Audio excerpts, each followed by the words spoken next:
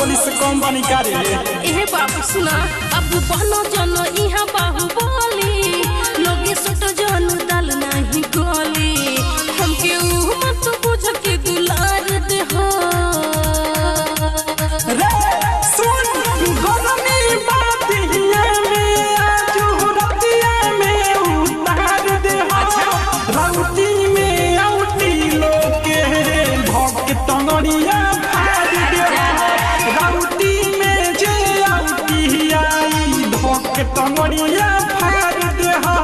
बुझा जो। अरे बहुत लोग गइला हो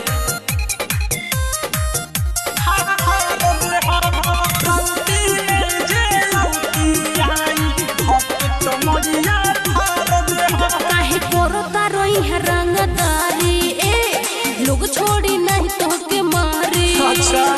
ओने लोग है इतना बेलूरा होके दो ना तो यारी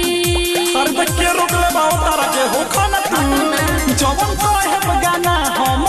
है बाजी बावे आखरी मौका तू हो जा राजी जवन तो है गाना हम है बाजी बावे आखरी मौका नु हो जा राजी हटना तो तोहरा के मार दे हो हमार सबके तो मार दे हो एकल के बैठल बनी का गोना में बातिया में आजू रतिया में उतार दे हो राउटी में राउटी लोके भोग टंगड़िया फाड़ दे हो राउटी में जे आउटी आई तो भोग टंगड़िया फाड़ दे हो बुझा लो। अरे बाहर जाना बुझा लो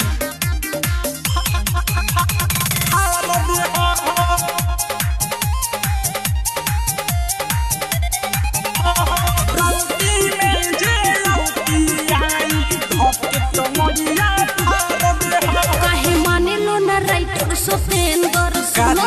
चलो काहे इतना तू जाए दे। इंदस विकास तू छोड़ दो पीछा हो जाना जल्दी सरेंडर अरे अंदर भेजिए के नाम ले दे मंजू सुन कहतनी बात दे हतो के सुधार बाजे वादा हमारे पूरा फेंक दे बुलर कहतनी बात दे हतो के सुधार बाजे वादा हमारे पूरा फेंक दे बुलर तुरंत हर दहिया के हार दे हो अरे तोरा से कुछ ना होई खाटी मर धइनु हो कलो हो सुनो गोना में बातिया में आजू रतिया में उतार दे हो राउटी में आउटी लोके भोग टंगड़िया फाड़ दे हो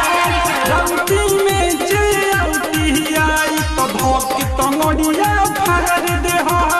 बुझलू चाचा।